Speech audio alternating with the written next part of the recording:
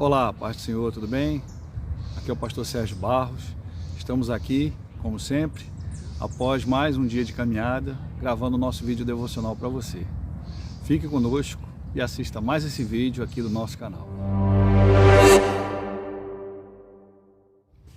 E no vídeo de hoje a gente vai falar sobre o grande mandamento, que é o amor. E eu queria começar falando a respeito do texto que está lá em Mateus, no capítulo 22, dos versículos 34 ao 40, que diz assim: Entretanto, os fariseus, sabendo que ele, Jesus, fizera calar os saduceus, reuniram-se em conselho. E um deles, intérprete da lei, experimentando Jesus, perguntou-lhe: Mestre, qual é o grande mandamento da lei? E aí a palavra de Deus, ela vai no versículo 37, falando o que Jesus falou para aqueles fariseus. Respondeu-lhe Jesus: Amarás o Senhor teu Deus de todo o teu coração, de toda a tua alma, de todo o teu entendimento. Este é o grande e primeiro mandamento. E o segundo, semelhante a este, é: amarás o teu próximo como a ti mesmo. Destes dois mandamentos depende toda a lei e os profetas. Irmãos, essa passagem bíblica, ela fala que os fariseus, tentando experimentar Jesus, eles, o intérprete da lei, ou seja, o conhecedor profundo da lei, ele faz uma pergunta capciosa para Jesus: qual é o maior mandamento?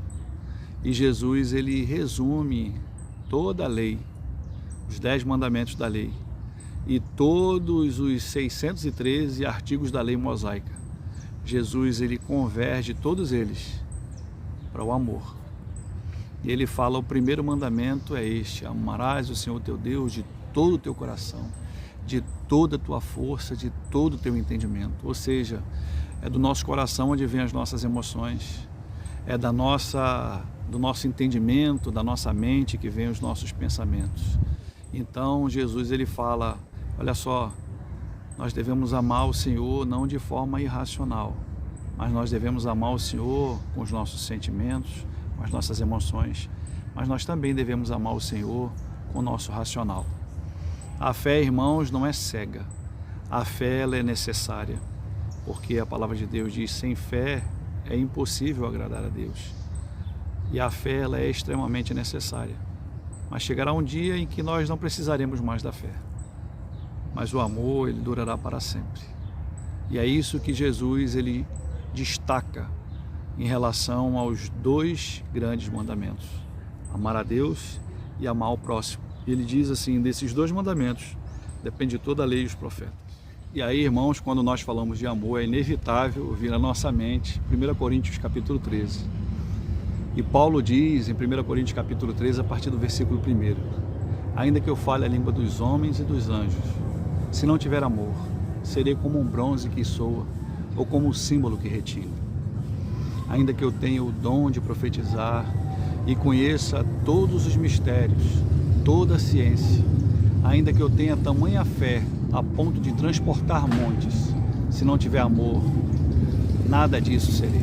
Paulo continua dizendo: ainda que eu distribua todos os meus bens entre os pobres, e ainda que eu entregue o meu próprio corpo para ser queimado, se não tiver amor, nada disso me aproveitará. Versículo 4, ele destaca: o amor é paciente, é benigno, o amor não arde em ciúme, não se ufana, não se ensoberbece. O amor não se conduz inconvenientemente, não procura os seus interesses, não se exaspera e não se ressente do mal. E Paulo continua: o amor não se alegra com a injustiça, mas se regozija com a verdade. O amor tudo sofre, tudo crê, tudo espera, tudo suporta. O amor jamais acaba. Mas havendo profecias, desaparecerão. Havendo línguas, cessarão. E havendo a ciência, também passará. Irmãos, nesse texto que nós acabamos de ler, o apóstolo Paulo, ele faz um contraste entre a grandeza do amor e todos os demais sentimentos, todas as demais atitudes e ações que nós possamos tomar. Paulo destaca a sublimidade e a superioridade do amor em relação a todos os outros sentimentos e atitudes. E no versículo 13 do capítulo 13, Paulo ele conclui esse capítulo afirmando algo muito importante sobre o amor. Ele diz assim: agora, pois, permanecem a fé, a esperança e o amor, estes três. Porém, o maior destes é o amor. Irmãos, hoje nós necessitamos da fé. A fé é a certeza das coisas que se não veem, é a convicção de coisas que nós não vemos, mas que nós cremos. A esperança é a mensagem do Evangelho, ela nos traz esperança. A esperança da promessa vindoura de Cristo, que Cristo foi para o céu, subiu ao céu, que Ele ressuscitou, que subiu ao céu e que prometeu que um dia voltaria para vir buscar a sua noiva, a igreja. E é essa esperança, essa convicção que nós temos. Mas quando estivermos no céu, não precisaremos de fé nem de esperança, porque agora nós veremos o Senhor face a face. E só existirá o amor, que nós louvaremos ao Senhor eternamente. Você deve estar escutando um barulho de fundo aí, são os caças da Marinha fazendo treinamento. Quando nós estudamos as cartas do apóstolo Paulo, que ele envia às igrejas de Éfeso, de Filipos, Colossos, Tessalônica, nós observamos que Paulo ele agradece a Deus pelo amor existente entre os irmãos daquelas igrejas. Paulo ele elogia aquelas igrejas pelo amor que eles tinham. Porém, quando nós observamos Paulo falando à igreja de Corinto, Paulo ele não elogia a igreja de Corinto nesse particular que era um amor. Ao contrário, Paulo elogia a igreja de Corinto pelos dons espirituais que eram vários, mas não pelo amor. Naquela igreja, irmãos, não faltava nenhum dom, e a gente pode ver isso em 1 Coríntios, capítulo 1, versículo 7. Porém, faltava a prática do amor. O amor que hoje é tão falado nos dias de hoje, mas é um entendimento distorcido do que vem a ser amor. No versículo 1, Paulo ele diz que ainda que nós consigamos comunicar ou transmitir todo o conhecimento sobre a mensagem de Deus, para todas as pessoas, se nós não tivermos amor, nada disso nos adiantará. No versículo 2 ele diz ainda que nós sejamos usados por Deus para profetizar e que nós possuamos toda a sabedoria e uma enorme fé. Sem amor, isso não é nada. E no versículo 3 nós percebemos o que Paulo diz ainda que nós sejamos extremamente bondosos e caridosos com os mais necessitados, ou seja, muitas igrejas praticam assistencialismo, mas se tudo isso não for feito pautado no amor e não às vezes no meu interesse de querer evoluir, de querer me destacar, nada disso adianta. Ainda que eu morra e que meu corpo seja entregue por essa causa, se não for por amor, de nada me adiantará.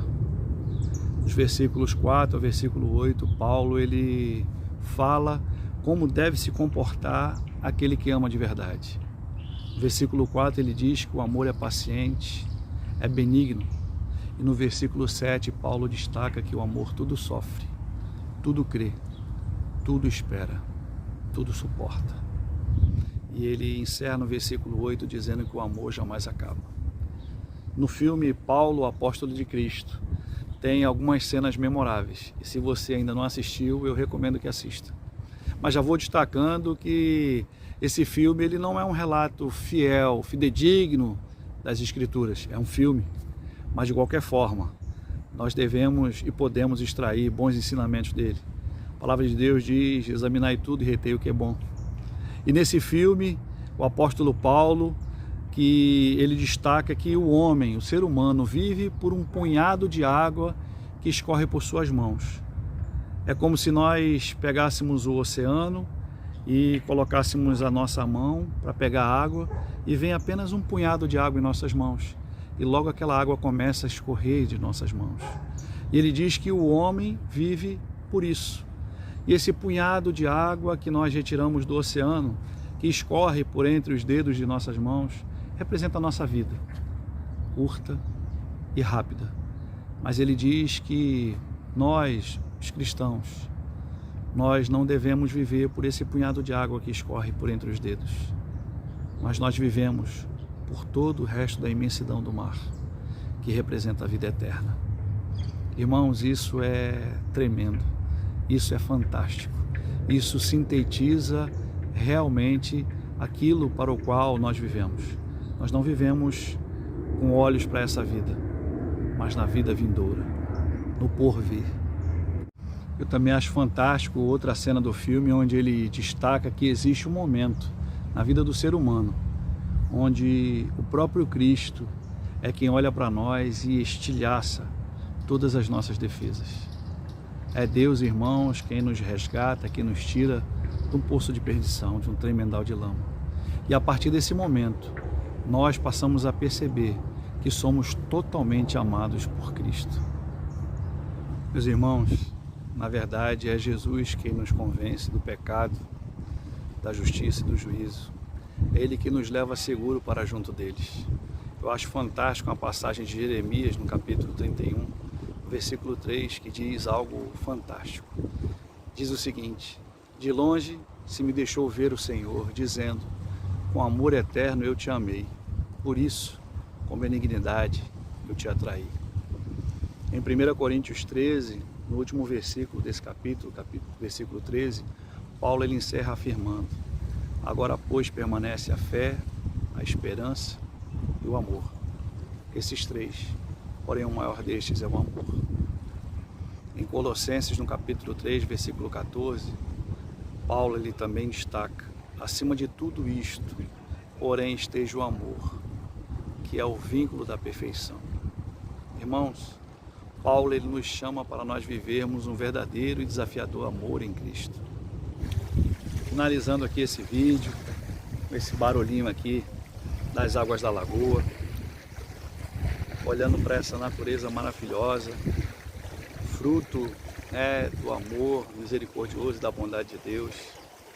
Eu queria verdadeiramente, do fundo do meu coração, desejar a você que nós possamos desfrutar desse amor, que não é um amor que vem de homens, mas é um amor que vem de Deus. É um amor que não pensa, não tem interesse, é um amor que não quer nada em troca. É o amor com que a palavra de Deus, no versículo central da Bíblia, ela destaca em João 3,16, porque Deus amou o mundo de tal maneira que deu o seu único Filho, para que todo aquele que nele crê não morra, não pereça, mas tenha vida eterna. É justamente esse amor que eu queria destacar. Eu queria que você pudesse se sentir abraçado por Ele. Que Deus ele abençoe a sua vida, que Deus ele abençoe a sua casa, que Deus ele abençoe a sua família. E até o próximo vídeo, se Deus assim nos permitir. Um grande abraço, tchau, fiquem com Deus.